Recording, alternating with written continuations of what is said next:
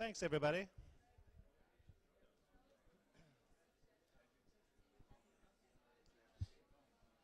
it okay there? Is it working? Thank you, everybody. Thanks for coming in this evening for the lecture. Before I do a brief introduction for Ricky Burdett, if you all could take your version of this and turn it off, please, for the next hour. We'll disconnect ourselves from the world that Ricky will be showing in just a moment. It's an absolute pleasure to welcome back to the AA Ricky Burdett, a figure I know many of you will know and know very well through his various activities as one of the key, not just enablers, but I think the person that really embodies what architectural culture is in London today, someone who connects people and audiences in ways that few do to try and grow not just public interest and understanding of architecture in the city, but the ways in which our unique vantage point here in London allow us opportunities to see the way in which architecture and the cities of the future might evolve and to enter into various forms of discussion and dialogue about what that future might or should be. He is an absolute worldwide leader in the topic today of contemporary cities and urbanism. As we all know, we live in remarkable times in which cities have become, in ways that I think they never have been before, architectural projects and not just contexts or settings through which architects work on smaller scale entities. His interest, of course, is the contemporary and historical change of cities themselves, which he has been exploring in his research and writings for many years, and most especially for the ways in which a contemporary change in the city through a massive wave of urbanization is now dramatically altering social life in many forms in the 20 or 25 of the world's largest cities everywhere. He is the LSE Centennial Professor of Architecture and Urbanism and Director of Urban Age, which is an organization that worldwide has been holding forums that connect the three key constituent elements of cities today, let's say politicians, professionals, and the public, and I think is having an incredible impact on how it is the public views the future of cities. He has been the advisor to the Mayor of London for 2001 to 2006 in setting up an incredibly innovative strategy and policy wing of the Mayor's office in this city that's being looked at and emulated worldwide through all kinds of activities by other world leaders and politicians, and is currently the principal design advisor to the 2012 London Olympics. Please join me in welcoming Ricky Burdett.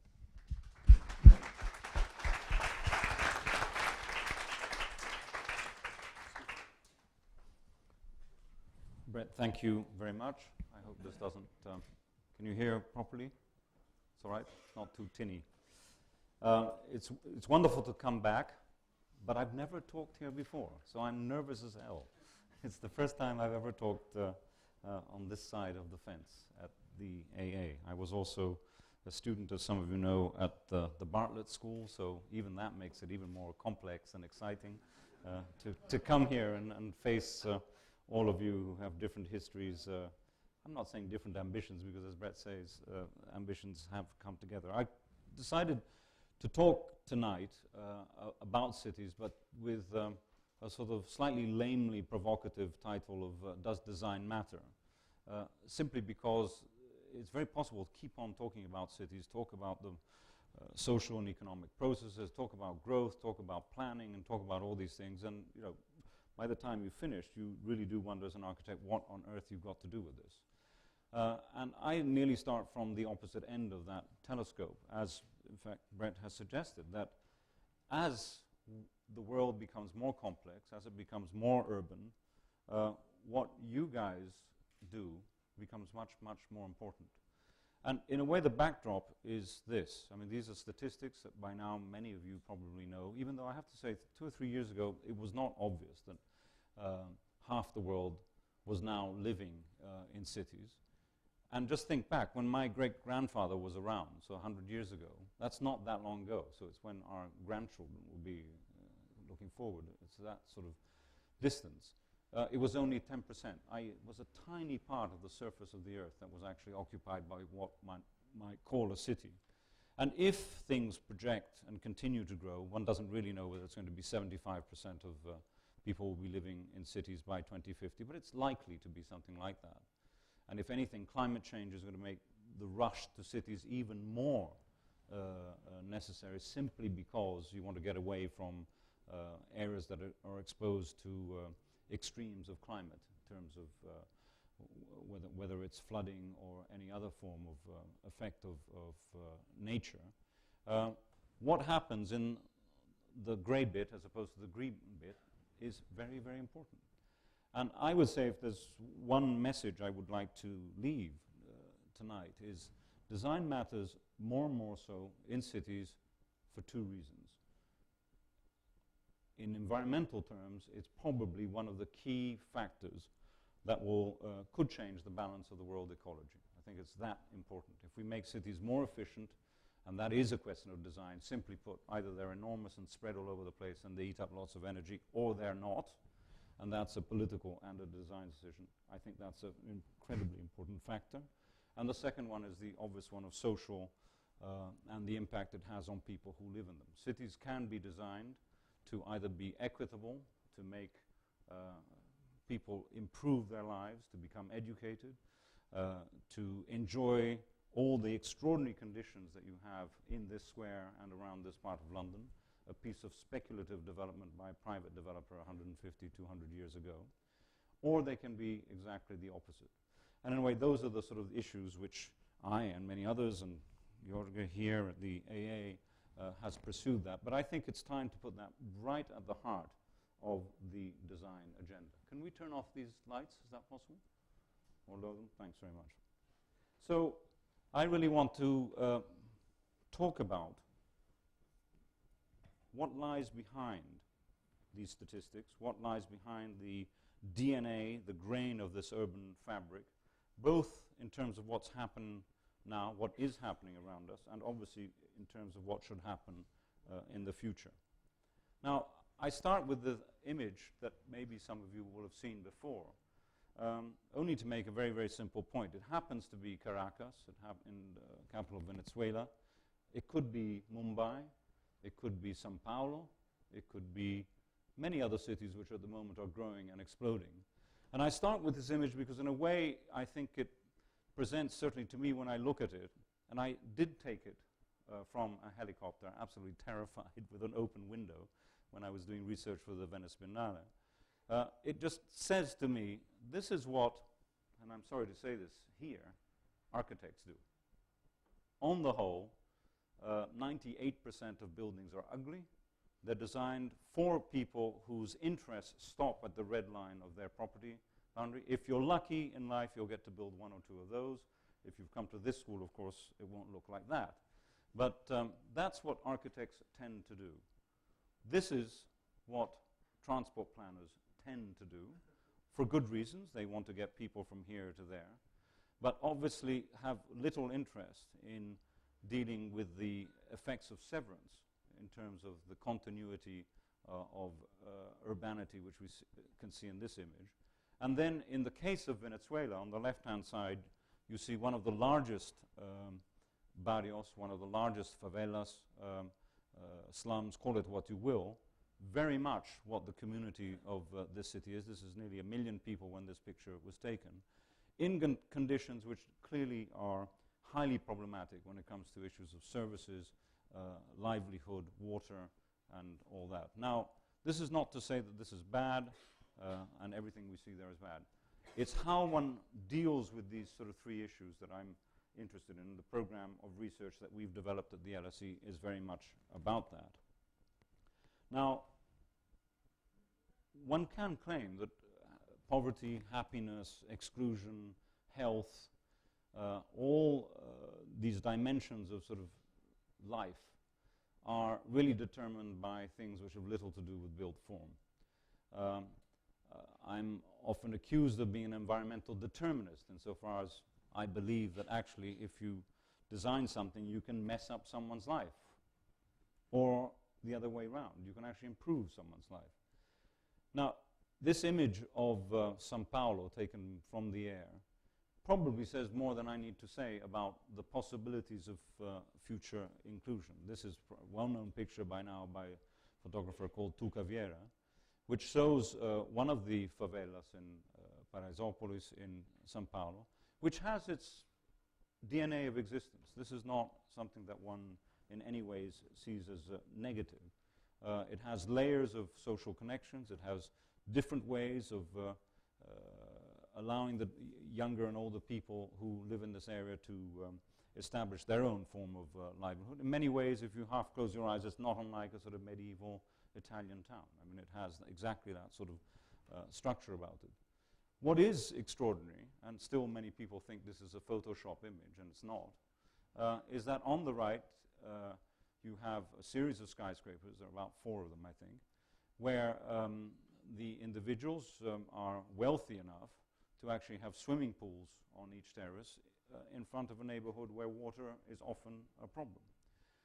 You also have a series of facilities over there, but most importantly you have a wall.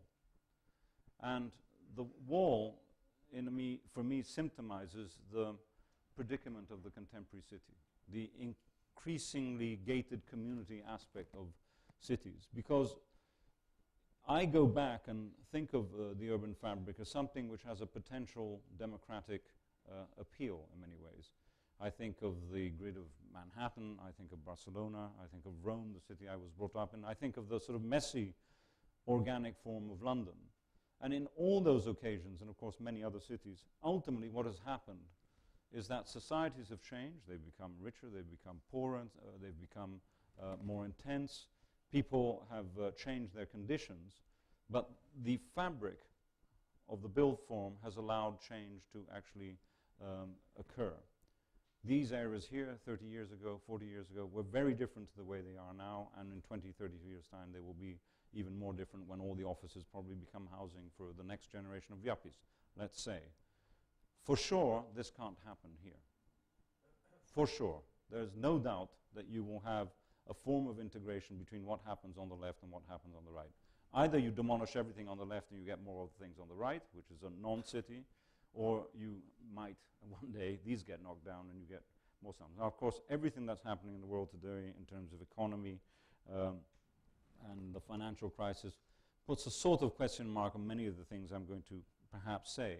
But I think I would still stand up here in a few years from now and say that architecture can be socially exclusive, and that those of us who are involved in designing, those of us who are involved in teaching designers, need to be aware of those consequences.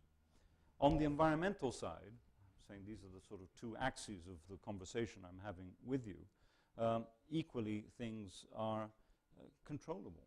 But nonetheless, what tends to happen in a city like Mexico City is that the edge of the city literally has no definition. We call the book that has been referred to the Endless City because it's a city that literally goes on forever. In some cases, like Mexico City, Sao Paulo to a degree, and others.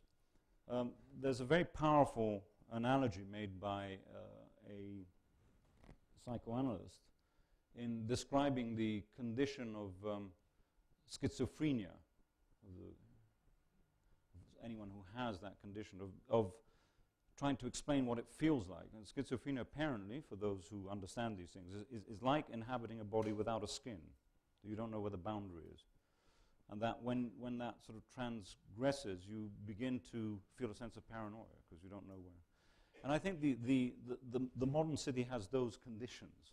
The modern city which sort of just goes on and loses very much of its social, its let's call it even psychological DNA. But its impact on the environment is very, very dramatic and needs to be understood. Clearly, every time these barrios grow from here to here, which if I were to take this picture in a few weeks from now, that's what would happen. The distance in which these families have to travel to get to their place of work, wherever it may be, increases. The amount of energy obviously consumed increases. The amount of time that people spend commuting obviously increases. In Sao Paulo, I think I'm right, the average commuting time is between 3 and 4.5 hours a day. 3 and 4.5 hours a day. Imagine what that means in terms of how you feel when you get home. I mean, let alone how you feel when you get at work. The inefficiency. You probably know the story that in Bangkok, children are actually put in their cars by their parents in pajamas because they have to drive 3 hours to get to school and then come back in the dark. You know, those are conditions that we can be designed out, would be in economies such as these. These are not poor countries. Sao Paulo is one of the is the major city in one of the strongest economies in the world at the moment. Mexico City has its own problems, but it's a strong nation in terms of the economy with oil. So it's a decision as to whether you do this when a city grows or whether you do this. I mean, this is what I would call a design decision. It's not a decision that should be necessarily left to planners. It's nearly too important.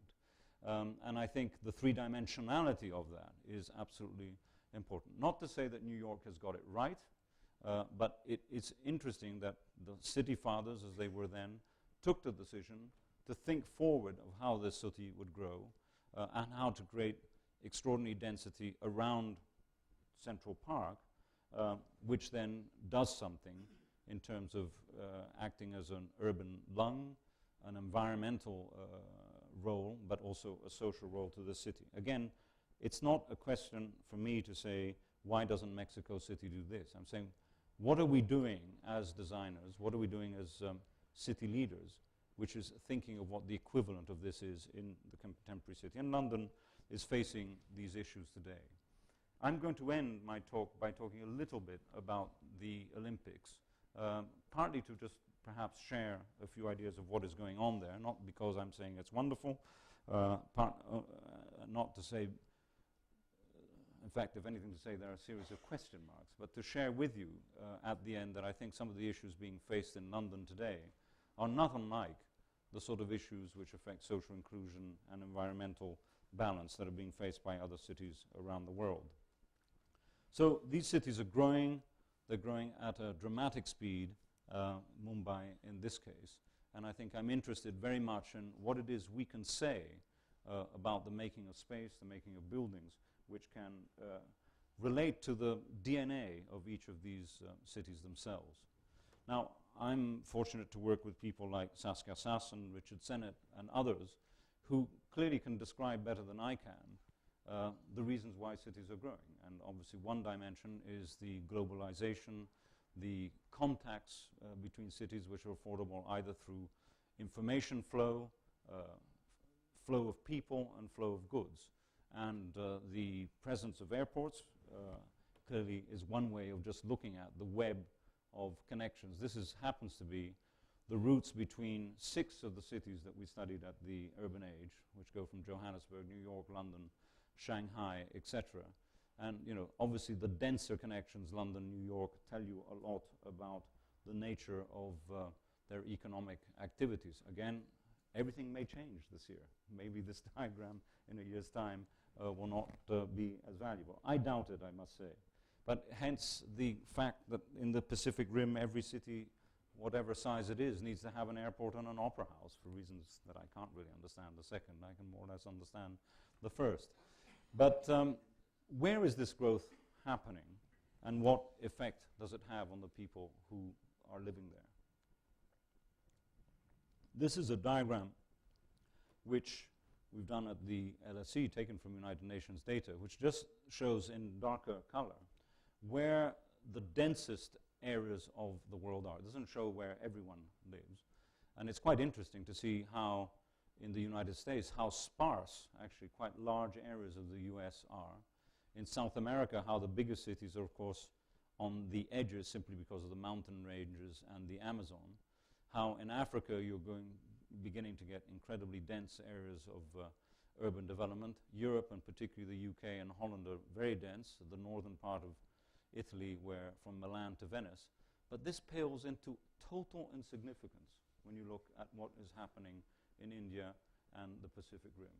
And clearly, if we get that wrong, you get everything wrong.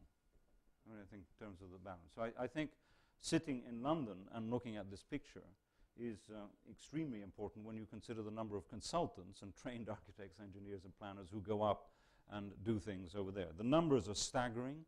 in terms of growth.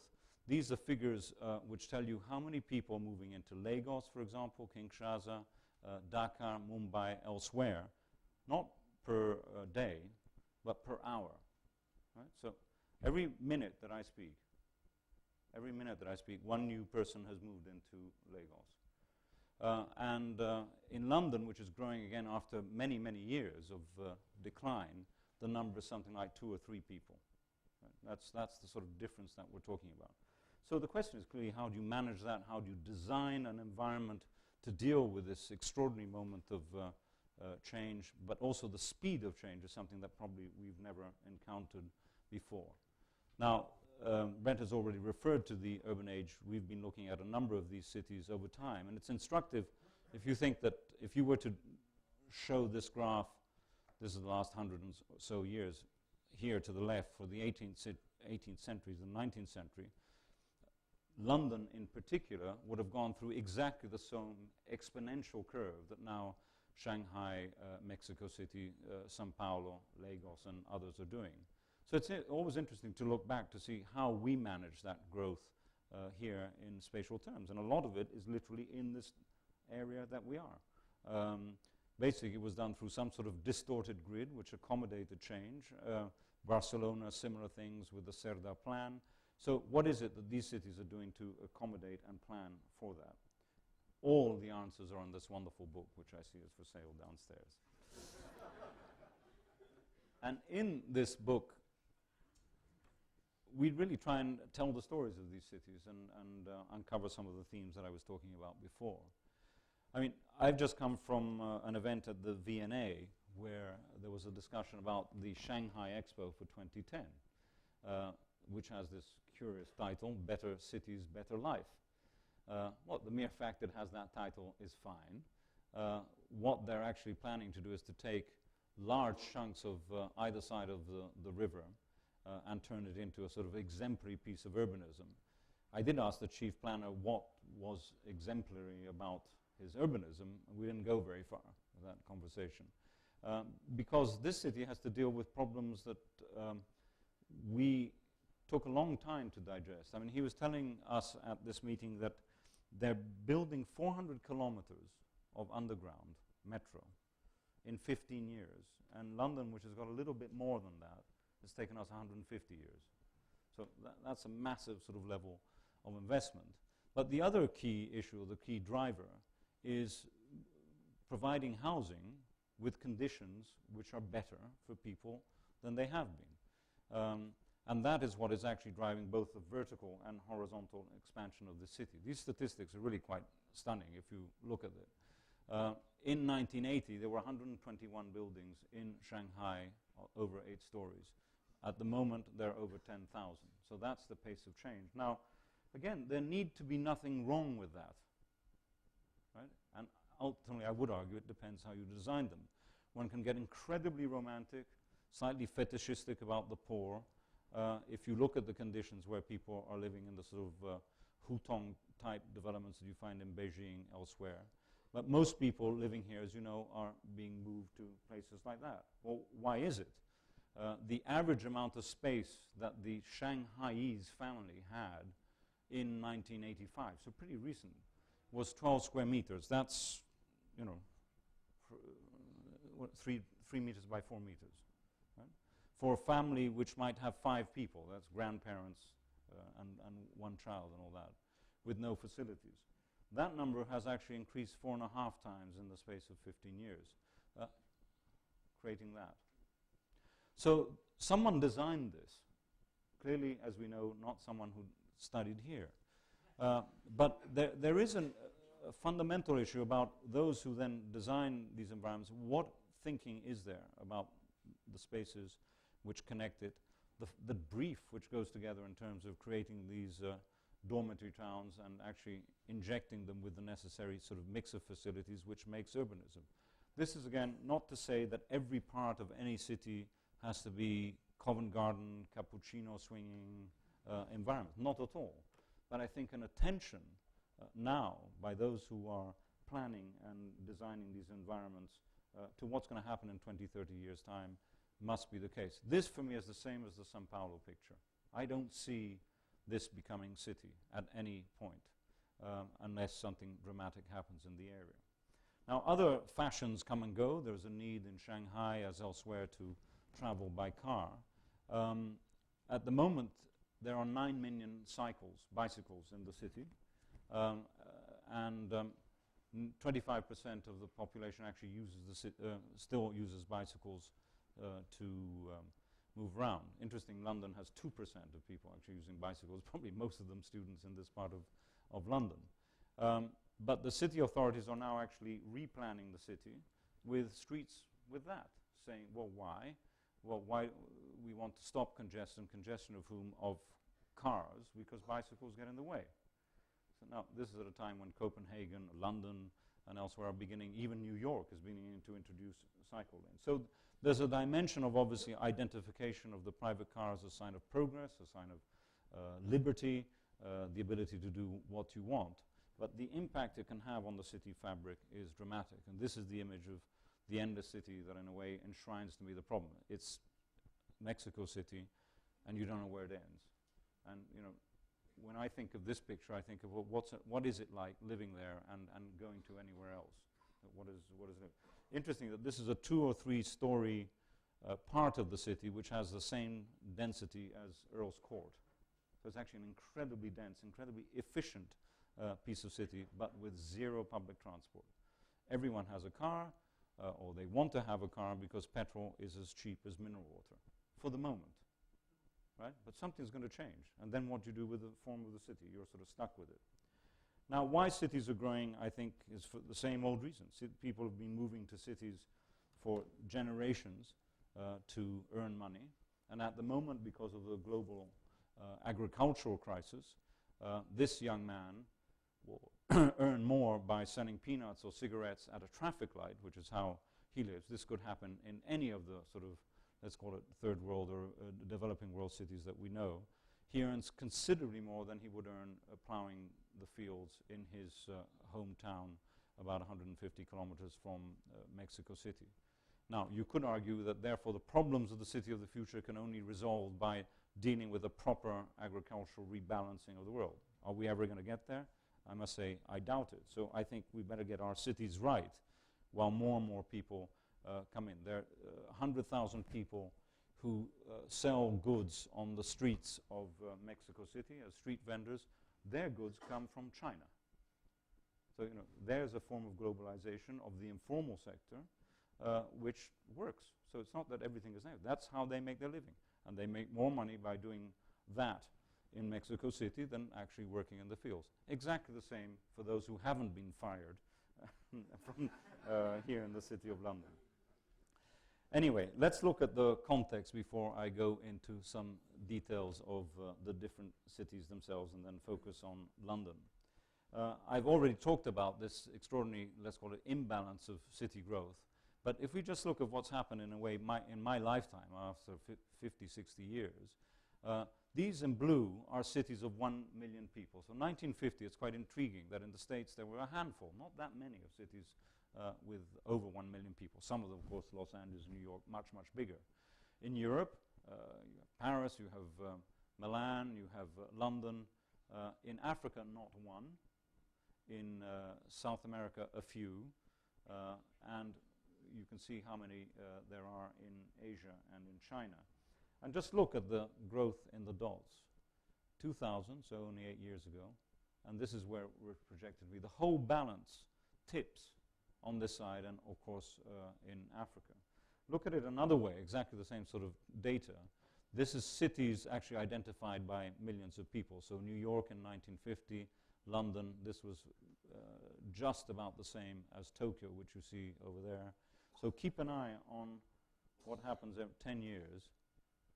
Look, Tokyo on the right suddenly shoots up practically over the page with this extraordinary boom. Tokyo today is still the largest city with over 30 million people if you take the wider area, and Mexico City comes next. But you can see in blue where the growth is going to be in the next sort of generation. And again, it's very much in this area here, Europe actually remaining stagnant, or in fact, quite a number of cities going the other way. Berlin has lost 1.5% of its population in the last 10 years. if you then take other cities in Detroit in the United States or many of the Eastern European cities which were dependent on manufacturing, they are losing lots and lots of people who are moving to other parts of the world. So the question again becomes, if these are the areas where one has to concentrate, if these are the areas which are attracting absolutely rightly attention from around the world, the United Nations with its recent report is all about basically social deprivation and inequality and what is happening in India and elsewhere, then the question must be, what do you actually do to solve that problem? In Mumbai, where this picture was taken, many people live in these sorts of conditions. There are intentions in a very mature society, which India is, a very rich society at the moment, if you consider what's happening in terms of its economy and its growth over the last 10, 15 years, which is absolutely dramatic. There are intentions to improve things. So what you find is that railways or roads are actually increased. The famous pavement dwellers, which now rendered famous by Slumdog Millionaire, you know, all those images, a bit romantic but real, in a way reflect this reality of people who are living here or on the other side actually being forcefully moved out, just as they were with the slums in this city about 130 years ago. And where do they go? And that's, I think, really the sort of question that one needs to reflect on together. This is an aerial view taken by a colleague of mine at the LSE over one of the, in fact, Muslim slums in the edges of Mumbai.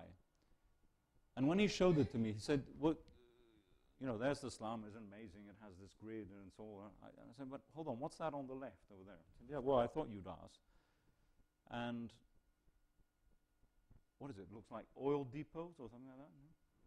Well, a moment ago I told you that there are these road widening schemes where the people who are pavement dwellers are removed and put into new housing. That is new housing funded by the World Bank and built 3.5 years ago. Right? 3.5 years ago. Again, someone designed it. And the standards for housing, for relocation housing, for people at the bottom of the social scale, are lower than the national average. You must know about this better than I do. So, for example, the amount of distance between one facade and the other can be diminished because it's for these guys, right? Now, clearly, in these conditions, and I stress this is 3.5 years old, it looks like sort of 30, 40 years old. And the reason is simple. They don't have money to pay for the electricity. If you don't have money to pay for the electricity shaft becomes unused, so it's used for rubbish. That gets full of rats, and I need not, in a way, complete the story. From the economic point of view, let alone just the living conditions point of view, what was interesting is that a lot of the people who were moved here, who were pavement dwellers, came from a certain region in India where they were basket weavers. So they made baskets out of bamboo. So to weave a basket, you need space, right? You need to do that. And the pavement is perfect for it because you can sort of occupy the pavement and then someone can see you do it. You create a transaction, and that was sort of part of the sustainability of the local economy. These rooms are so small that they can't actually do that. So these people lost their social connections and also sort of the economic raison d'etre of that particular community. So in that sense, I think the spatial dimension of cities is totally embedded into the economic and the social in ways that sometimes are perhaps more surprising than we think. Sao Paulo, again, I need not stress the point. You have this extraordinary dynamic. I mean, it is one of the most dynamic cities I've ever experienced. But the relationship between these two raises questions about how this grows over time. Now, let me move to the environmental issue and talk about another, I think, important factor of the shape of cities, which is their density. It's self-evident when you see this image. It's a few years out of date, but it still makes the point that the darker the color is more energy consumed by the residents of the populations of those countries. So United States, Canada, bad. Australia, pretty bad. Russian Federation getting worse every day. Europe, a little bit better. But the areas where we're seeing major growth at the moment, simply because they're poor and at the lower end of the socioeconomic scale, the amount of use of energy per head is quite low. In Shanghai, the use of energy is 5,000 kilowatt per person per year, and in London it's 20,000. So in other words, the same individuals use 4 times as much energy here than over there. And if you take into account the fact that cities themselves actually consume nearly 75% of world energy and contribute to 75% of global CO2 emissions, it becomes very, very clear that all you need to do is slightly adjust this, slightly adjust it, and you have a massive impact on this global issue. Now, I hope Obama and his advisors are thinking about this, because given the rates of consumption over there, but also the models that everyone will follow around the world when it's established by some of the leading economies in the world, will, I think, be significant. And these are global issues, and they're local issues in terms of what you can actually do to the design of a building. But for me, the actual shape of the city is fundamental in this equation. Chicago, beautiful city, condensed core, always with its lights on, but it's what happens down there, which is what I'm talking about. It's what I said before when I had that picture of Mexico City. These are cities which have perhaps a dense, high density, in some cases high-rise core, but then you get into 2, 3-story, sometimes single housing. The effect of that on using up energy in terms of infrastructure is massive, but not just numbers of people driving. The amount of electricity poles you have, the amount of sewers, and all those dimensions there. So there is no doubt, I think, that at the moment, from both the social and the environmental point of view, understanding the dense city is, I think, once again, significant. This is one way to look at density. This is the people who live in a square kilometer, or in different, per square kilometer, sorry, compared exactly the same scale across a number of examples. So this is roughly 8 million people in New York, and you can see that Manhattan has a very high density of people living close together. Doesn't mean high rise. And then it drops when you get to Brooklyn, Queens, and the Bronx. Intriguingly, this is exactly the same population in London. You wonder where the hell everybody is, so in terms of density. And this is because London is mainly made up of 3, 4-story houses with a lot of green. 46% of London's surface is open space. So there are different models. Again, New York, London. This is Mexico City with 2 or 3-story housing, absolutely no green at all, with the exception of 1 or 2 absolutely amazing parks. It sort of occupies the whole surface of the city. Johannesburg, and I will look at this in a moment, is even more dramatic because it's a city with a hole in the middle.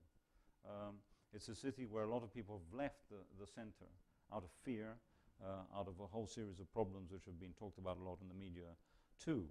But what has happened is that they've gone to live out both black and whites in sort of suburban areas of absolutely no quality at all. And there's Berlin, this sort of mid-ranking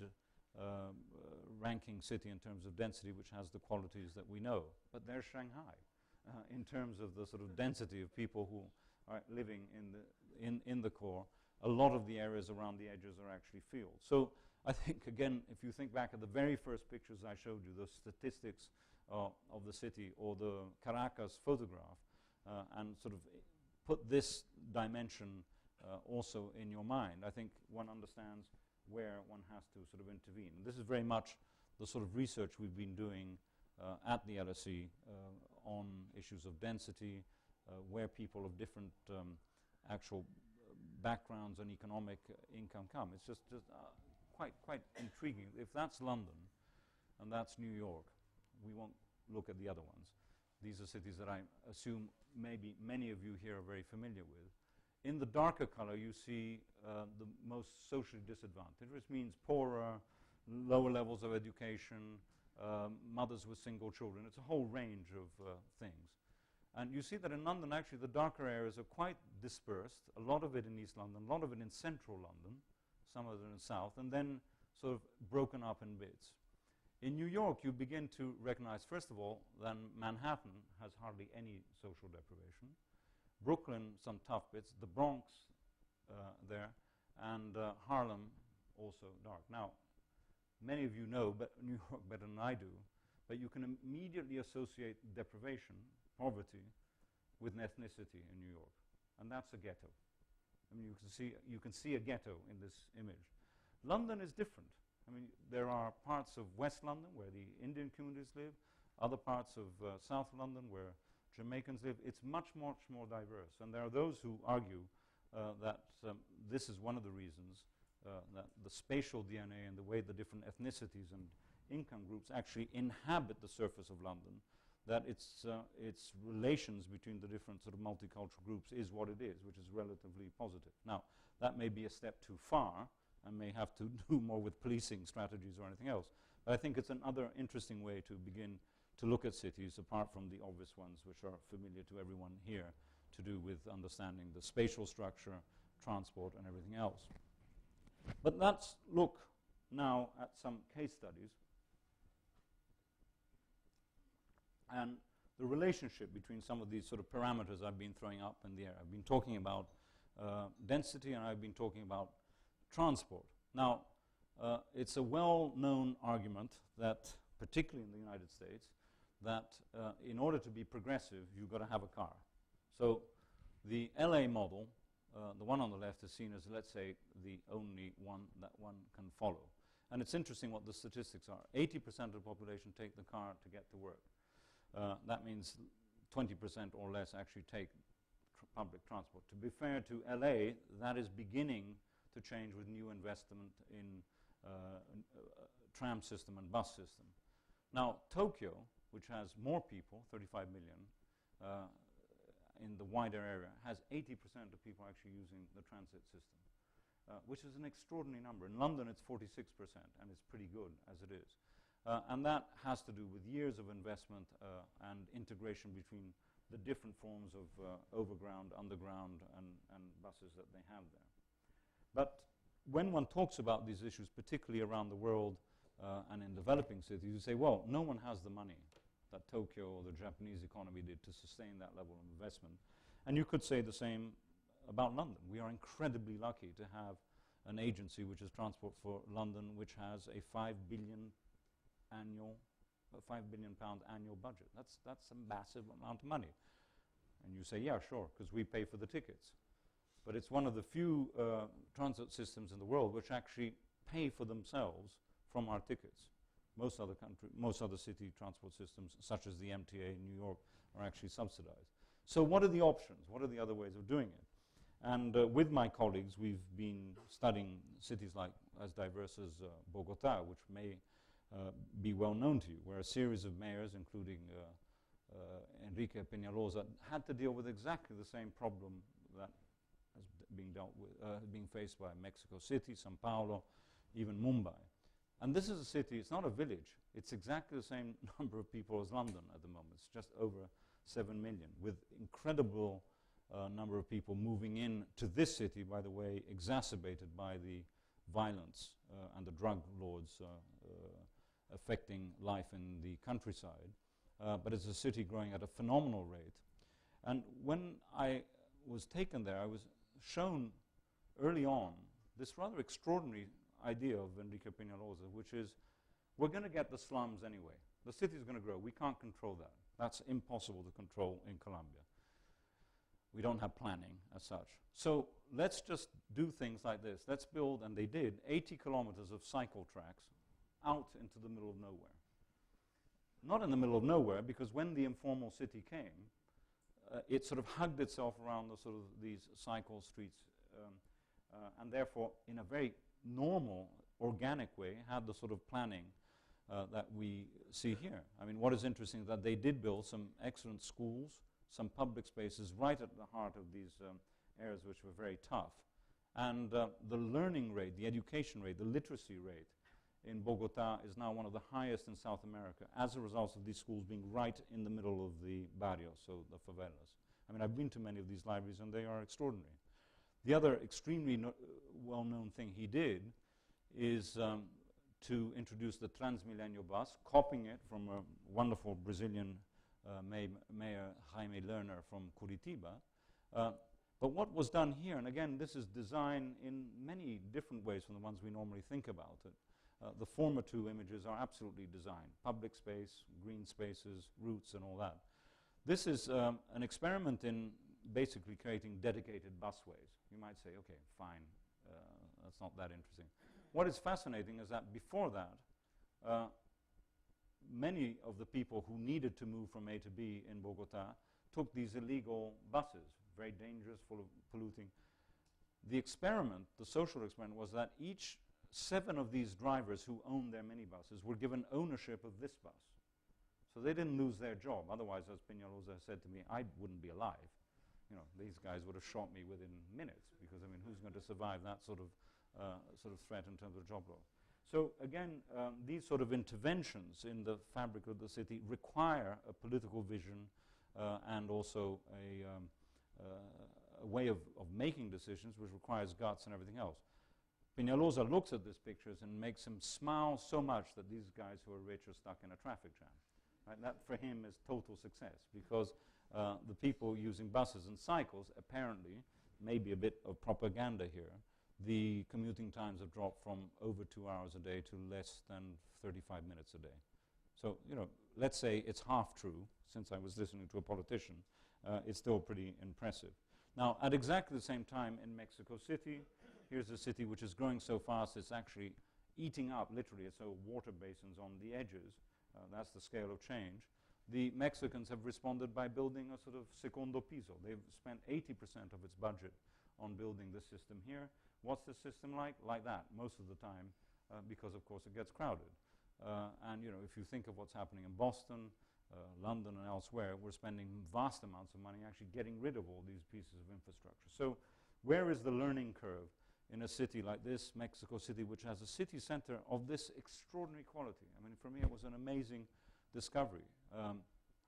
At exactly the same time that the city has grown exponentially to 22 million, 40% of the population of the city center left it. So it's just a question. Now, that's where policy can make a difference. That's where investment in the housing stock here, in making it livable and making it safe, can make a difference, rather than the middle classes moving out to Santa Fe and these environments over here. Now, to talk about the issue of design, that design matters also at the micro, at the architectural scale, let's call it the building scale, is, I think, important, and very important in this audience in this building here. Because sometimes one feel, well, you know, these issues about who's going to invest in a transit system, who's going to invest in introducing a green belt or something like that, you know, that's got nothing to do with the people in this room. But the sort of decisions which can be implemented, and this is a group that you may well know called the Urban Think Tank, who are 2 very dynamic young men based in New York and Caracas, intervening in the very barrios that I showed you of Petare in Caracas right at the beginning, the bit on the left-hand side, right, of that slide. What they did is actually intervene at the heart of it. I walked with them in this area and took this picture. And was standing around with these kids who were playing basketball or whatever, and asked, well, what is that about? He said, well, this is the bullet holes of the previous weekend where several of the brothers, elder brothers of these kids, had been shot and murdered. Caracas has between 18 and 25 kids between 15 and 25 are murdered every weekend because of drugs. We've had 17 deaths in London in 1 year, I mean, just to put things in perspective. Now, again, one risks sounding like an environmental determinist and slightly naive. But what happened in the case of these architects is that they were able to build in the middle or on the fringes of this barrio something called the vertical gym. Basically, it's a nice, rather decent building where there's basketball and other facilities. The effect of this, as in some of the schools in the fringes of Sao Paulo, which have been built quite recently, is to bring the crime rate down by 35%. Now, you can't say it's a one-to-one. It's more complicated than that. But I think it is very significant to just begin to think of buildings, of infrastructure, of making a difference through public space in a city like that. And I did actually witness the difference. Instead of shooting drugs and shooting guns, these guys are shooting basketballs. I mean, it's that sort of simple, giving them something to do at one level. Johannesburg I've alluded to, and will conclude in terms of the sort of international tour on this. This is a city which has quite an extraordinary center. I mean, it has buildings of some extraordinary dignity to do with the great growth in the gold trade from the 1920s and 30s on. But what has happened here, look at that number, there's been a drop from 70% nearly of offices in the central business district that we just saw to 22%. People just moved out simply because of the violence on the streets. I mean, it is literally a no-go area. It's the one city that I have never got out of the car because I was so scared.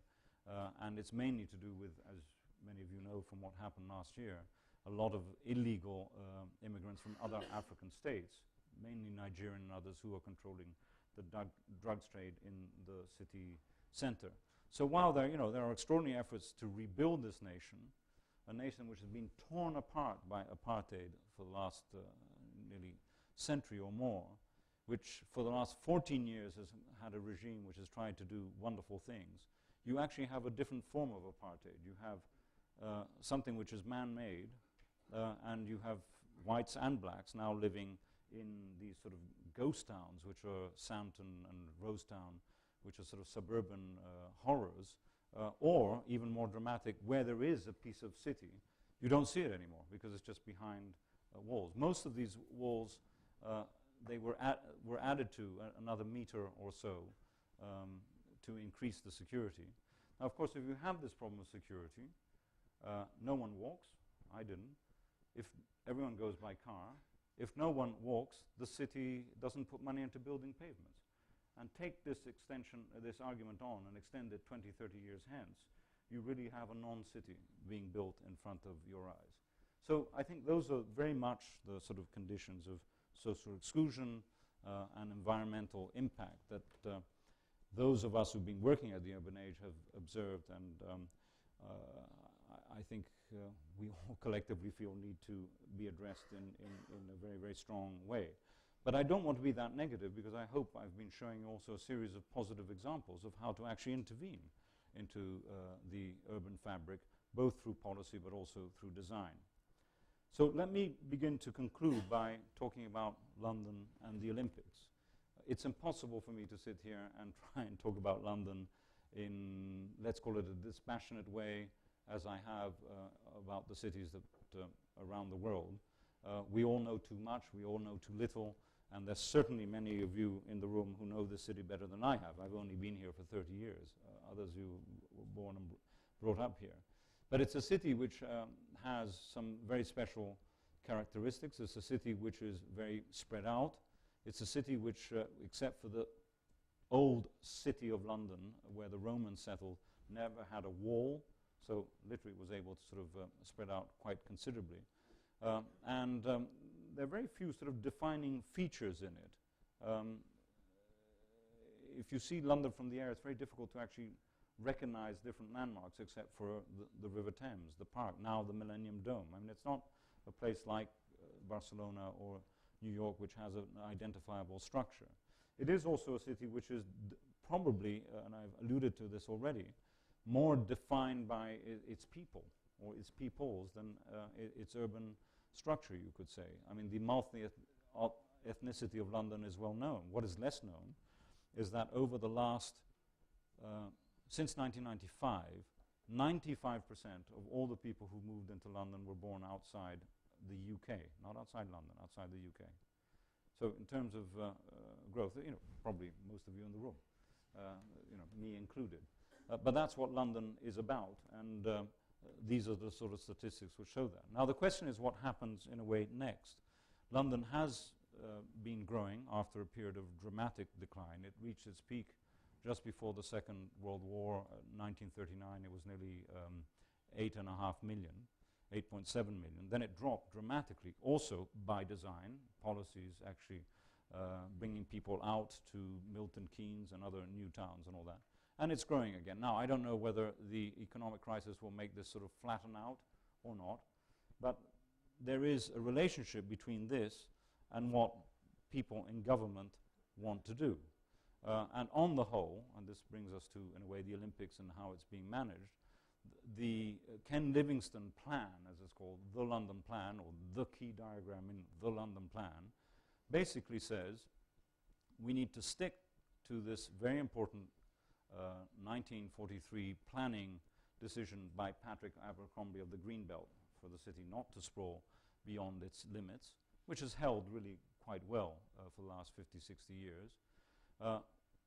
We need to emphasize growth in the areas where there are more brownfield land, ex-industrial areas, which are the Thames Gateway and the corridor up towards Stansted.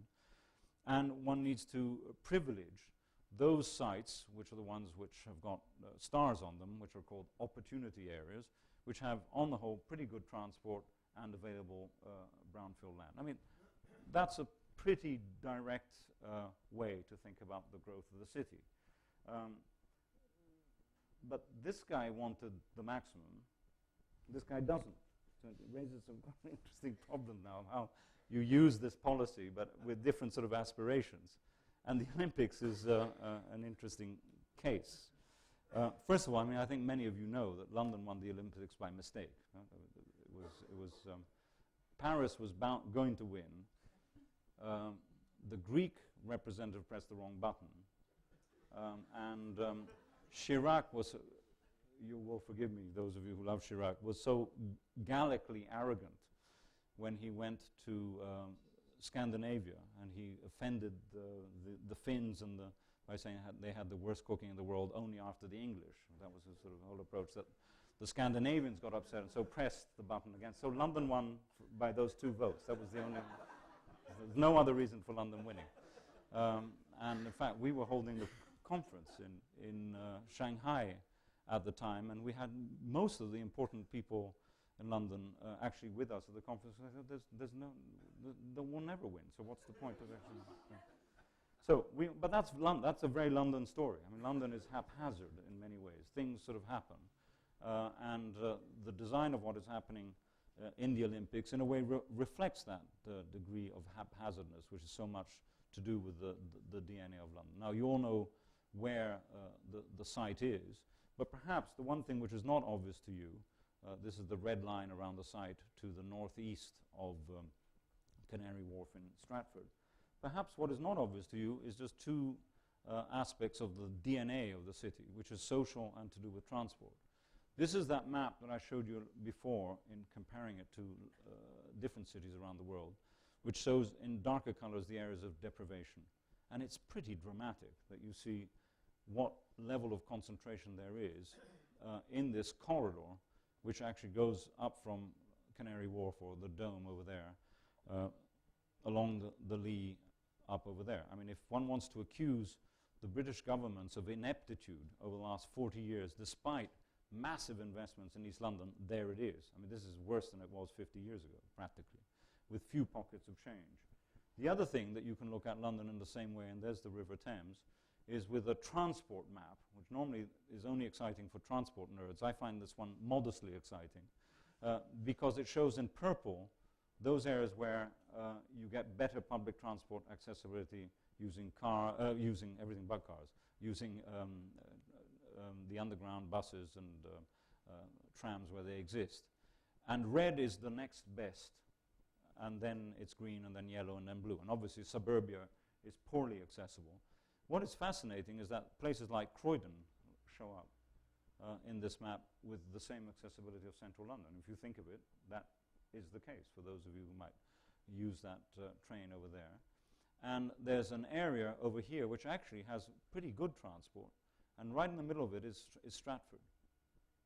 And this is before any investment with Crossrail or anything else. So if you take these 2 maps, social deprivation, pretty good public transport. If I were in charge of the government and I'd won the Olympics, I'd say, well, I'm going to put the Olympics there, because this is a good way to begin to, therefore, invest there's something you can actually go with, and this is what the area looks like. It's been, for centuries, a bit of a dump.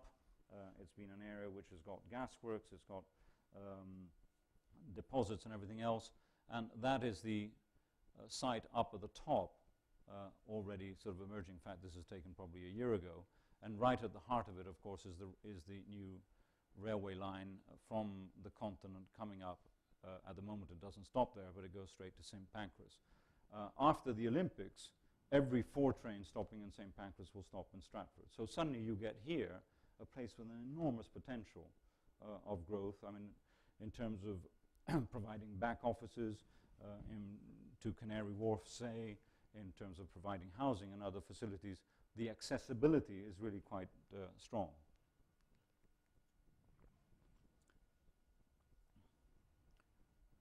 This diagram shows something which is quite intriguing, because it was actually done in 2004, before the games were won.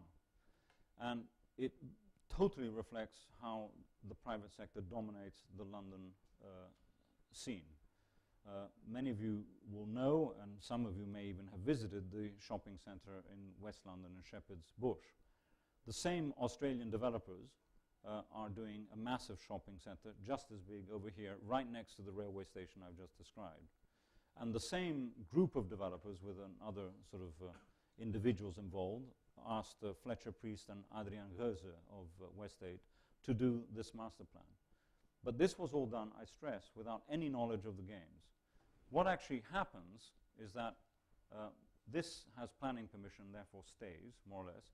But here you get a major new park and all the facilities I'm going to describe to you in a moment, with even better transport connections than were provided at the time. What you can see here also, and very clearly in this image, is very much the sort of physical fabric of London, with its idiosyncrasies of terraced housing over here, Stratford Centre, which is sort of one of London's many sort of urban villages, a bit down at heel, but works extremely well. Hackney and Tower Hamlets on the left, with some industrial buildings, but also some artists moving into some of the industrial buildings on the other side. So the question becomes, when this is so important that it actually becomes Olympics, how do you begin to reconnect the different tissues that are around here? In that sense, not dissimilar to some of the problematics I've talked about in other cities.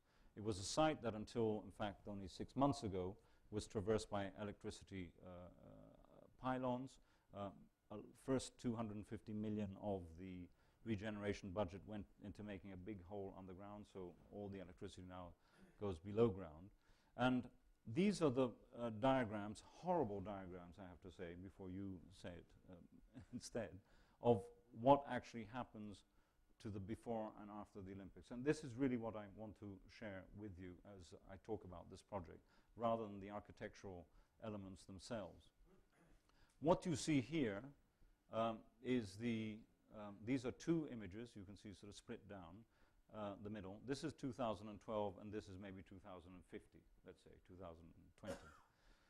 You see a series of watercourses going through the middle, and a series of structures, a velodrome, an aquatic center by Zaha, the main stadium, handball, and all sorts of other facilities there.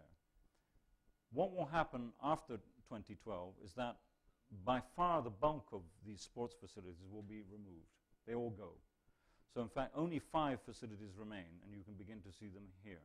It's the aquatic center by Zaha Hadid, it's the velodrome, the handball stadium, and this stadium itself, the main stadium, surrounding a park being designed by George Hargreaves from the States. And then you can begin to see that a lot of the spaces which were occupied by these temporary buildings get over time filled up by housing and by other sort of pieces of architecture. I'm going to show you the same sequence again, because I think it's important to understand it. This is the map of the site during 2012, during the Games. So this is the massive Australian shopping center. This is the Olympic Village over there. This is the park and the concourse and the different facilities. What happens in 2013 is that, as I say, all these pieces of temporary stuff are removed. This is simply to avoid the Athens problem, where you have the Taekwondo stadium for 6,000 people, which no one knows how to use and is completely empty. You have stadia which will never be used again. The aquatic center is sort of disconnected from its surrounding, even though it's a very reasonable building. It's also, in a very pragmatic way, the way the public purse is going to be repaid. Because all this land, which is in white, right, which in the previous image had stuff on it, will have had public money going in to clean it up, depollute it, provide water, electricity, energy, and all that sort of stuff, roads, transport, and everything else. Then these white bits are sold to the developers, and the receipt from that goes to the Mayor of London. So this is one of the, it's a financial model, not just the physical model. Now, what is happening separate to those of us who are working in the Olympics is that the London Development Agency is actually commissioned Case Christianse to do a version of this. And basically, look at that again. All the white bits are being conceived of as pieces of sort of urban fabric. Now, Roger Zagolovich was here, and I are involved on a daily basis of that, and to see whether this is going to happen over time. And there are enormous difficulties. We know that. This is not by any means perfect. What I applaud is at least it's an attempt to begin to think of this as a piece of slightly messy urbanism, which connects back to Leighton and some of the surrounding communities, which doesn't make it a sort of a series of monuments of white elephants surrounding a park that no one will go to. The jury is clearly out as to whether, you know, some of the views that we see here, this is actually quite a nice bridge, which was won in competition. This is one of the temporary buildings by Wilkinson Eyre, which will in fact be taken down effective the day after. This is Young Architects of the Year 2 years ago, Nord, who built, in fact, it's nearly complete, rather nice energy center. John McCaslin is also doing one of the major power stations. The Hopkins Velodrome, you know, reasonable building. It's not the bird's nest, we know that. Zaha is interesting because she's had to design a building which works in legacy, in other words, after the games, with only 3,000 or 4,000 seats maximum. But as you saw from last year, swimming is the big sport. Incredible. So they have to have 17,000 seats to actually manage the amount of people who want to see this. So let's say poor Zaha's stuck with this sort of temporary seating, which doesn't make the building look wonderful. But in a way, so what? After 6 weeks, the seats go away and the building sort of returns to what it's intended. And I want to finish with, in a way, the story of the stadium itself. Now, as an Italian, I get very romantic about anything Italian, and particularly Lucca up in Tuscany. But it's probably the most evocative image of how cities change. Aldo Rossio wrote about this very beautifully. And where the building fabric sort of absorbs millennia of social change. And in this case, in Lucca, what used to be here was a Roman amphitheater.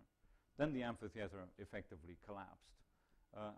But the form remains, and it's housing, and it's a beautiful space in the middle of the city. Now, I think we are far away from that with this building. But the approach is not dissimilar.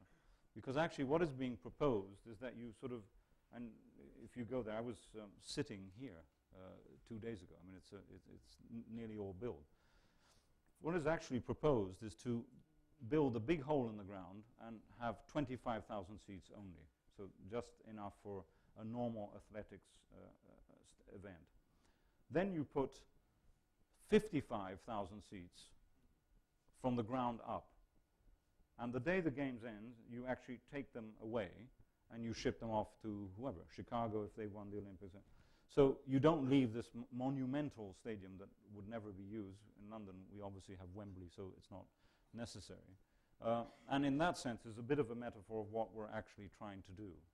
But I think probably the most important images in terms of understanding some of the issues that I've been talking about from the beginning, which is making cities by connecting the physical fabric, connecting to both the physical and the social DNA, is sort of shown by these two slides with 3 sequences. If this is where we were a couple of years ago, with hardly anything built there. This is actually what happens during the games themselves. There's the shopping center and the athletic village, and there's Zaha's building. Over time, and if you half close your eyes, it sort of feels a bit like London. I mean, it could be a normal bit of London. Something I think probably emphasized even more strongly by the same diagram, but looking at the connectivity over time. So in many ways, what I want to conclude here is that urban form matters enormously. The way you design these spaces, how they connect to or don't connect to the surroundings, the nature, the beauty of the park and the buildings which are around them, the accessibility in terms of public transport, are exactly the sort of issues that I think all of us in this room need to address. Design matters just as much here as it does here. Thank you very much.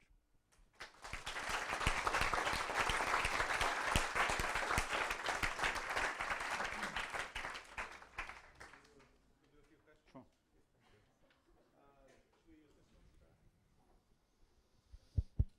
Thank you. Ricky, thank you for the great talk. Absolutely incredible kind of global survey of cities around the world. You're in a unique position, it seems, to, in fact, to offer an overview of an experience as a European with a life spent in cities in Europe, both your Italian history and your life now in London, and let's say the relationship between the dots in your beautiful map in Europe and those around. I think one of the relationships we all know about is, in fact, that Europeans are being commissioned as the architects, planners, consultants, policymakers to help deal with and address the issues that you're pointing to in images like this one. And you're certainly one of those figures as a European that are now offering a view around the world. I want to ask the question in part because the AA is a setting that actually reverses that relationship to a degree. You're looking out, and I'm one of those 95% of Londoners that have come from somewhere else. This is a city where 80 or 90% of our students do that every year and bring a worldwide experience to this setting to then think about the future of architecture with that collective experience brought into what sometimes is a fairly congested, dense interior. And I'm wondering if there are examples that you could point to of in your experience in working in London where these models or policies or initiatives or ideas or figures have been brought here. I thought you were going to ask me another question, which was, which is, how do you export these European models to places which have a fabric which has got nothing to do with it? Exactly. You know, the REM question. Yeah. Right? But you haven't asked me that. I know REM has. I mean, but we might go back onto that. I mean, I think specifically in London, you could say that the Dutch model of building urban form and building housing form is beginning to be quite effective. And that is simply to do with the way, and you know, whatever we're talking about, the market here determines everything. And I think the market, up until a few months ago, was finding the Dutch model of construction, literally panelized systems, creating urban blocks without spending too much money on them, but focusing on streets and all that, was, I think, beginning to actually have an effect. I mean, there are parts of the Holloway Road that you wonder, you know, where I've just been turned left from Rotterdam or something. I mean, I think I am not aware of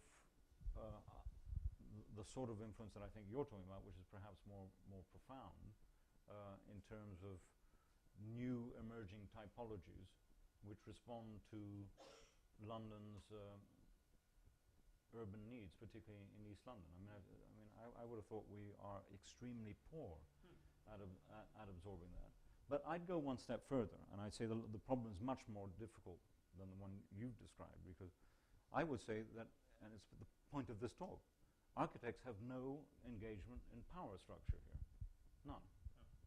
With one or two exceptions. I mean, there's even tough about which school of architecture, the Bartlett, Metropolitan, you guys, are coming up with ideas that a politician can say, "Well, this is interesting." I have to say in Sao Paulo, we've worked together there recently, it's quite extraordinary the level of engagement of the universities, not all good, in terms of the thinking about the city. So they're seen as the think tanks for the politicians. They're very politicized also. I mean, so, you know, if the political party changes, then a university is sort of out of the scene for, and as an Italian, I recognize that too. But I think there is, therefore, a deeper concern of mine, which is what can the academy do to connect them? And I think, if anything, this is a moment in London where that's much more plausible, and I would add necessary, and therefore the richness of different ways of thinking, as long as they fit into the model of how does a developer ultimately make money out of it. I mean, I know that's brutal, but since 95% of the world's cities are built by people who make money, I mean, they build things to make money. They don't. There are very few things which are built even in London which are just out of civicness. This whole neighborhood was built by the Bedford estate to make them money, and 180 years, 200 years on, that is actually the case. It happens to have been done in a good way. Half of Rome was built by the Pope, by the Pope's fiscal office to make money. I mean, ultimately, you know, offices, buildings, and I think a re-engagement with that dimension is very important, and for the development community to sort of understand that different ideas and different typologies can actually yield the same results is, I think, important. But I would say there are few examples that I could point to in the UK and in London, this greatly global city, which are global in terms of their architectural example. But then, which city does? That way around. I'm struck in a great presentation of the work in the Olympics, and I think one of the things that it points to is clearly a kind of temporary population form of occupation and inhabitation that's very different than a traditional description of the city, the permanent resident, of which London has 7.5 million, but for a few weeks or a few days in 2012 we'll have a very different kind of population. Your work with the mayor's office especially has coincided with a shift in London to the arrival of a temporary visitor, the size of which overwhelms the permanent dweller. I mean, a city that's visited by 60 million a year and has to negotiate how that population of tourists, travelers, get around and inhabit the city is an incredible change. And in fact, it seems a very different kind of city than an Asian or some of the Latin American examples you show that are still dominated in their forms of occupation by a permanent visitor. And I'm wondering if there's anything in that experience that might then, and I know those cities that are now looking to grow the tourist and travel economy that's dominating already European cities, if there's something that then demands a different kind of tool, form of analysis, way of working that you guys have been evolving, particularly the urban age experience that's trying to look at this phenomenon I would have thought within the Europe. one positive thing of the Olympics, and I guess one does have to leave out the resolution of the individual buildings for the moment, right? Yeah. Just leave that temporarily out of the equation. The notion of investing in infrastructure which has potential for social integration and environmental efficiency is what you need there. Right? I mean, I think that's what, in a way, is lacking. I mean, very little thought. It's not even very little thought. The number of people coming to see the games in London in 2012 is insignificant in relation to the number of people who come to London anyway. I mean, it's you know, for other cities, for Rio de Janeiro, say, or Chicago, it would quadruple the number of visitors a year. In our case, actually, it wouldn't really be that dramatic. You know, it'd be 1 million, maybe more.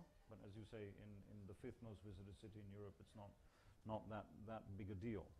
And most of them will be staying in hotels very remote from the site and everything else. I mean, the idea is to think of this, and therefore I would say that's a lesson to export in terms of what happens 3-5 years after and not what happens during. And I think that is, this horrible word legacy is in a way what one is talking about. But then the question of political ownership of that legacy is very significant. And here it slightly works because of this odd thing of those white spaces becoming owned by the mayor. So ownership of land, I think, is one of the key issues in these cities. Who owns what, so that people can make a decision? Corruption comes into in a big way. In Sao Paulo, we could hardly talk about corruption, but I think one would agree that, as in Mumbai, those determine far more the decisions that are made about the shape of the city than anything else, because boundaries are drawn around private interests, and there's absolutely no collective political ability to actually deal or cut across those interests, because it's very likely to be the brother-in-law of the cousin of the mayor, you know, that sort of situation. I speak as an Italian here. We do that all the time. But I think this notion of recognizing that infrastructure in all its forms has the potential for making city is the one message that is probably powerful. Can we open it up to, can we open to questions? Yeah. Hi.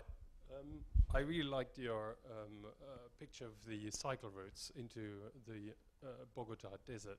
Where are these cycle routes in the Olympic Village? Because obviously, or how do you see that? Because I mean, all I know is that they're planning at the moment speed buses in East London, and obviously they're in a second gone when the Olympics is over. So in that sense, in terms of a real commitment really to a new part of London, and obviously your diagram shows the bad transport links, it's obviously mainly about the commitment really, and how is that reflected, or do you see there are problems?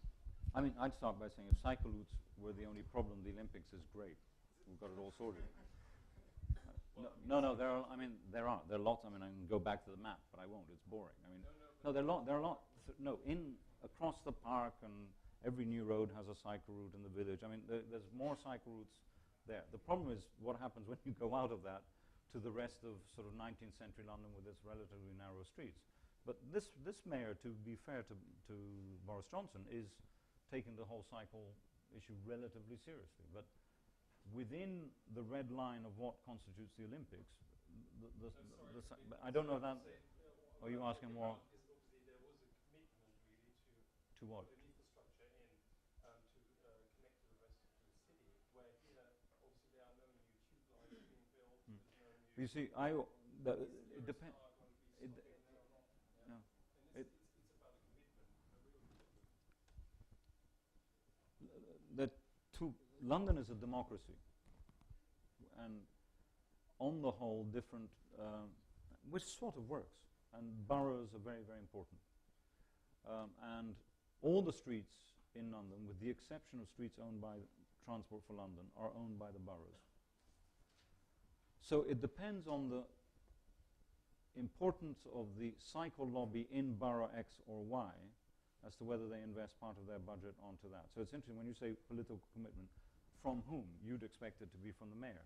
Oddly, he can only decide, and that's why he's coming up with these, what are they called, 12 thoroughfares or something, or 2, I can't, which will be sort of motorways for bicycles, right? Because they're on TfL roads. Tottenham Court Road, I think, is or isn't it? Who knows? Huh? One of those routes cuts across. Right. Marylebone Road is a TfL road, so he could do it there, and you couldn't. Right. So I can't answer your question because I don't know what Newham's policy for bicycles are on the east of the site, and whether that's seen as a political priority. I doubt it. In Camden, it is, because there are so many. It reflects also the class makeup and the concerns of people who vote there. So I mean, I'm not answering you. I'm just saying it's more. It very much depends. Space is politically determined, and in this case, it's very much determined by that. Should there be a commitment which is London-wide? Yes. Is that on? Yeah. I've just up here. I've just got a question that comes back to your title. There's obviously a lot of research, great research, some of it from Urban Age, that's just trying to grasp what on earth is going on in some of these cities which look very alien to us here in London. what is this cityness, what does it mean? And your question was partly, how do we design for it?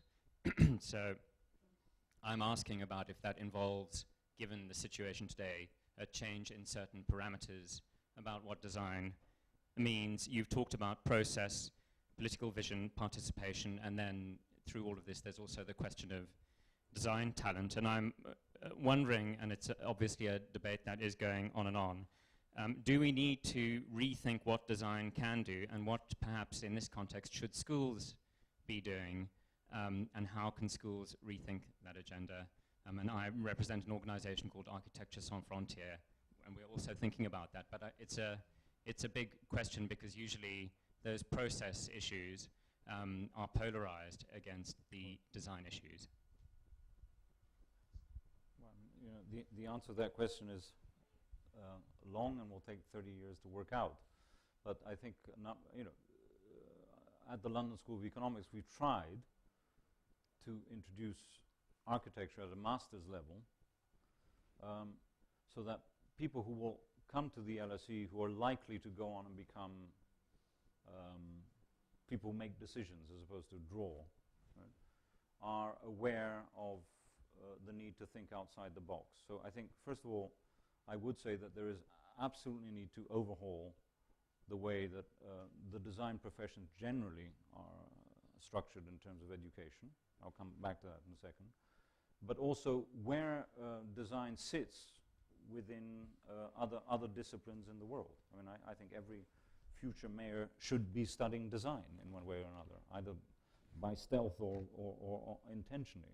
I think these issues need to be understood. And it's interesting when you take someone like Pasqual Maragall, the mayor of Barcelona, extraordinarily successful at transforming that city. He sort of has it in his blood. He sort of understood these things. A number of successful mayors in Italy have, in fact, been designers. But I nearly would answer your very important and deep question with one simple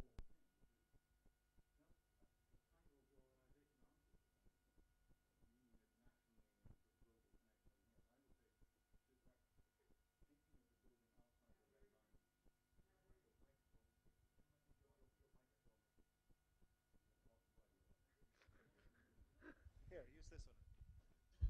Try that.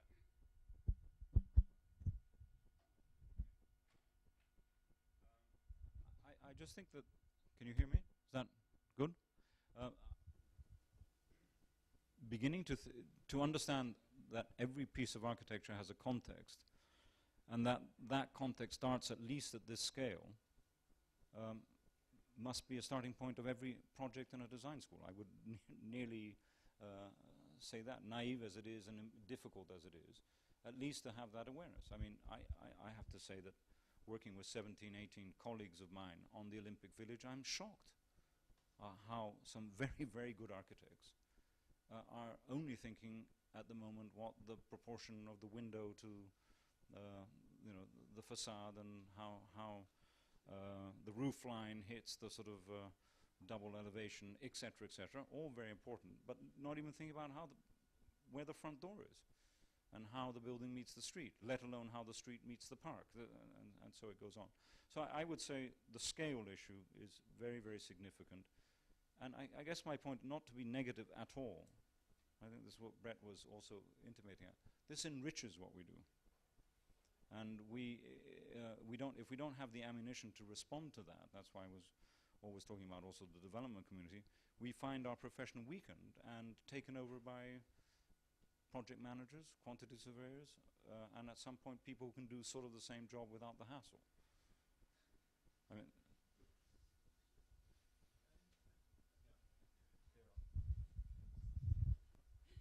Thanks. Like 6 years ago, actually, was lucky enough to be part of the Caracas Case project with Alfredo and Hubert in Caracas. And one curious thing about that project is that it was sponsored by the Cultural Foundation of Germany. So basically the money were coming from Germany. And one of the reasons for that was that the interest of the project was not only to actually bring something to Caracas and study Caracas as such, but also bringing something back. And after a bit of work, it became quite immediate that that kind of environment or kind of swarm urbanism, as we can call it like that, it required a different way of thinking to be able to operate. And for instance, like the vertical gym you showed before is a sort of clear example of what came out from that kind of thinking. And what I'm trying to understand is, do you think that that kind of approach, that kind of prototypical approach or systemic approach, we can call it, could be in any way sort of applicable to the kind of urbanism we have here in Europe, or do you think that is a lesson we can bring back here? Because at the end of the project, I wasn't quite sure about this bringing back. No, absolutely. I mean, I think if at the core of this showing that project, which of course, none of these projects are perfect, but and the fact that actually it has income from abroad is interesting and not problematic to me. I think what one brings back is that you can't make. I mean, in a way, that's a dormitory town, and that's the problem with it. It's not. It doesn't have sort of all those elements. It's a very different sort of dormitory town than the one we sort of conceive of, in one way. I think the lessons for us are that as we plan parts of East London, having space in our framework for things that we don't know about, for elements which resolve the needs of 14-year-olds in East London in the next 20 years, which is not being thought of. I know that in the Olympic Village we're not thinking about that. We have a school, we have a nice park, we have a health center, all the things which get funded today by different government departments. What we don't have space for, because the planning regime doesn't allow it, and maybe also the design mentalities aren't the thing, are the sort of, let's call it the what Nigel Coates would call all those sort of dark areas of the city where young people hang out and do things. So I think to try and reintroduce some of that sort of program back into the making of cities is very important. How you do it, I don't, except for people sitting around saying, let's talk about that.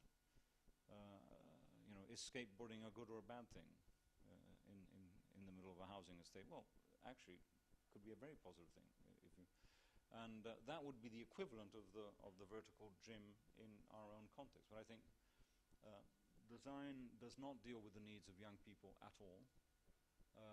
And for the incidental, what Richard Sennett, I think, writes extremely well about, the notion that in a city you can feel lost in a crowd but feel safe, because it's sort of the unexpected gives you a sense of security. And I think those elements could come back. That's taking your point maybe a bit further, but I think I would be certainly supportive of that approach informing design briefs and then informing design. But that link between brief and design also goes back to your question. Who determines the brief, let alone who designs the building?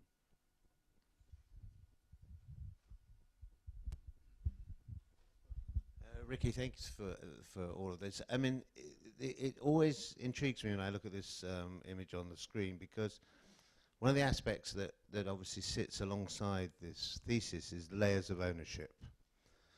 And a city is famous for its kind of for both formal layers and informal layers of ownership.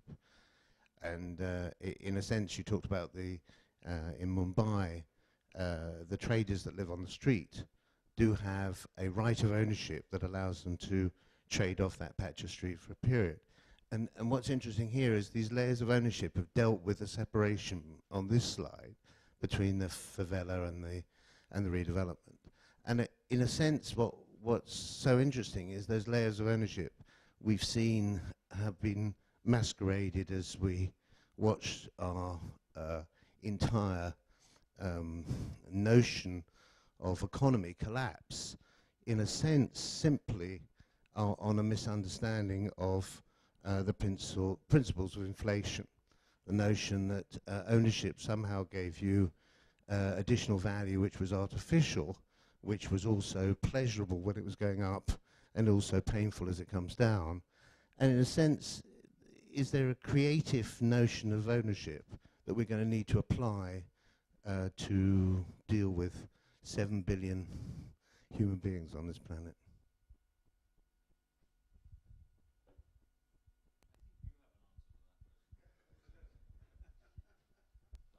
You're just saying, is there a different form of organizing society? Yes. But is that necessary to make even existing systems of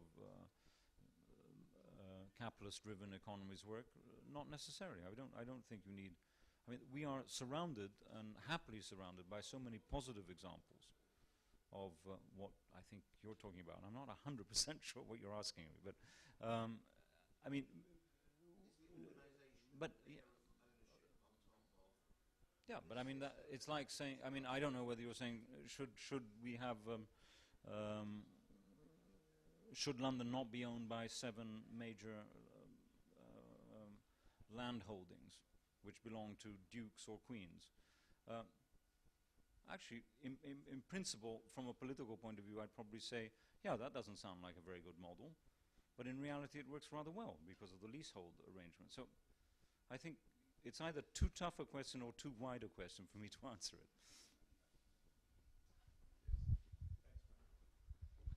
My question begins with your comparative methodology, that when you were looking at the relative densities and modeling those graphically, it troubled me, also in Venice when I thought about this, that there was no sense of what the lateral size of a city is, or as it were, ought to be.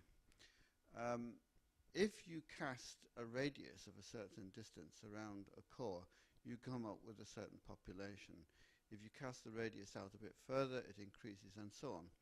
Thus, for instance, London is bigger than Manchester at a radius of 18 miles or 20 miles. At a radius of 90 miles, Manchester is bigger than London. Now, Dane Sujic wrote a book called The 50-Mile City, and it seems to me that behind your sort of thoughts is something like, how does conurbation become city? Because in Britain we have very big conurbations stretching for miles and miles, and these are not fully understood as cities. And the so-called shrinking cities are actually shrinking far less than people think. If you take this wider penumbra, the population of Greater Liverpool, given the template of Greater London as a parallel, is still nearly 2 million. Manchester's 2.4 million. Now, one of the problems here, especially in Britain, but I'm sure it's common in America as well, is the problem of fiscal base to support strategic design, where the people on the outer parts of these conurbations, which are not yet quite cities, refuse to identify with the city. In Greater Liverpool, for instance, across the river, the people of Wirral a few years ago had their postal codes changed from L to Ch for Chester, which is, I worked out in distance terms, it's as if the people of Hammersmith insisted that they were really living in Windsor. Now, it seems to me that somehow or other the will to try to achieve a kind of plastic effect of strategic design and the political will and the financing of it, and to think of the city on a completely new scale can only come about when something like that issue is taken into account. The simple answer, Brian, I agree. I mean, in the sense that, first of all, any exercise of comparative statistics has its limits, and I think we make it very clear. I mean, Ed Soja in our book argues and repeats his argument that Los Angeles is, if you take the whole county, is one of the densest areas in America. True, depends, you know, where you draw a line. Those density maps we make very clear are if you take a square kilometer from a particular point, that's what you get. But if you go wider, I think the substantive point that you're making is a very important one, which is unless the red line of governorship or who's in charge sort of coincides vaguely with what is the built-up area, you do get these mistakes. It's not by chance that Sarkozy at the moment is asking 10 different design teams, and we're involved in with Rogers at the LSE, to try and understand this problem in the Ile-de-France, which is very, very similar to what you described in the case of Liverpool, that you have a very large area which has no identity at all with Paris, and Paris is this tiny little thing where nothing has happened because it's so beautiful for a very long period of time. Milan has exactly the same problem that you described, that people have been leaving the city center but living 15 or 20 miles away in other neighborhoods and pay their taxes elsewhere. Oddly, the combination of Mrs. Thatcher and Tony Blair and Ken Livingstone ended up in a model in London, which is not a bad one, because the responsibility of this mayor, who's elected by us, stops at where the build form ends because of the green belt. He then has responsibility for all the tax, the distribution of tax through transport, policing, and everything else. And more or less one feels sort of connected to it. Most of the cities you've described, but Mexico City has exactly the same problem, but worse because it's actually split down the middle. Sao Paulo has similar problems because the state of Sao Paulo, which is much, much larger, actually has more authority over the city of Sao Paulo, which has got sort of the bulk of the population. You need to redraw the lines of responsibility in cities to get many of these decisions that I'm talking about made in the right way. So I think that's it's a key point. It's a policy point, but it has a lot to do with literally where the shape of the city sort of starts and ends. Let's do one more question. Let's stop here. I have two questions regarding the emergence of informal settlement that you mentioned. How could we avoid having the poor being the victim of good views of architects who think that they know what to do with this thing, but actually they don't? And my argument would be they better stay away out of it, because the more they do, the more dangerous that the world would be. And at the same time, we have an architect, like you mentioned, that who could be really romantic and looking at this kind of thing as some kind of exotic area of research, or wow, this is so great and people could do everything by themselves and blah, blah, blah. And this leads to the next question, that what do you think is the role or the professionalism of the architect who are capable to deal with this issue? Because if design matter, what kind of design are we talking about? Is it the same that we train architects to do things on the right-hand side, but what about the left-hand side, which is the majority of the world? But is it the same or is it different?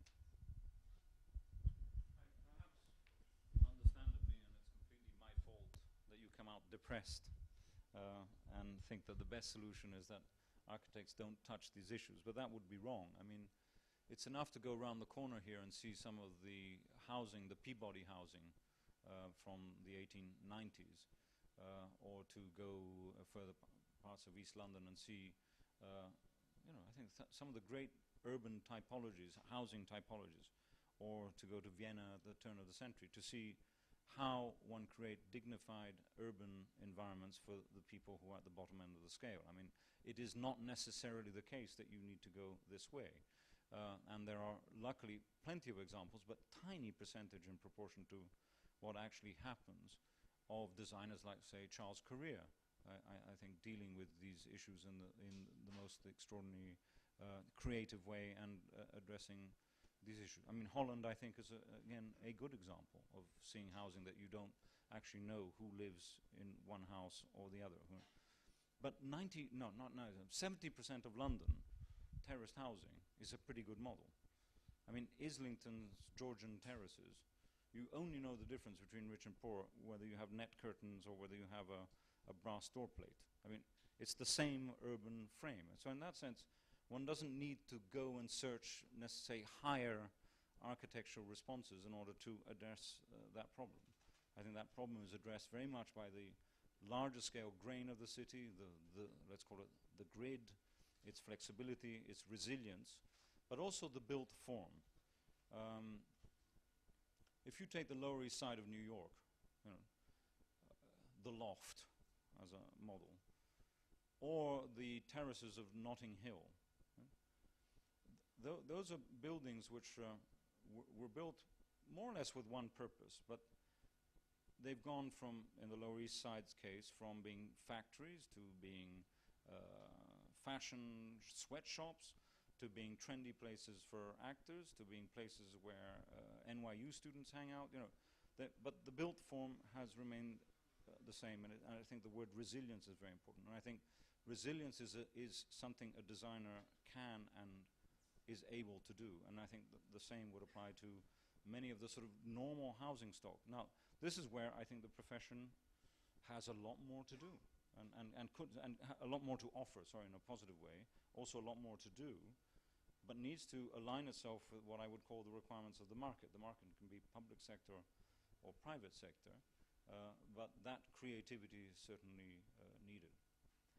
I want to say one thing, which is an important thing, which is nothing to do with what we're saying, but it's all to do with people and creativity and the ability to think forward. And I think we should remember Jan Kaplitsky, which I'm sure has been done before at the AA. But even in these discussions about the city, one's missing this someone prodding you at the side and say, come on, think of something new, think of something more inventive, more 21st century, which deals with the environmental and the social. I'm saying this because he was a close friend and we all miss him, but also to say, design has extraordinary power, and I think we need to bring some of that freshness of thinking back into the debate about cities. So, to Jan. Ricky, thank you very much.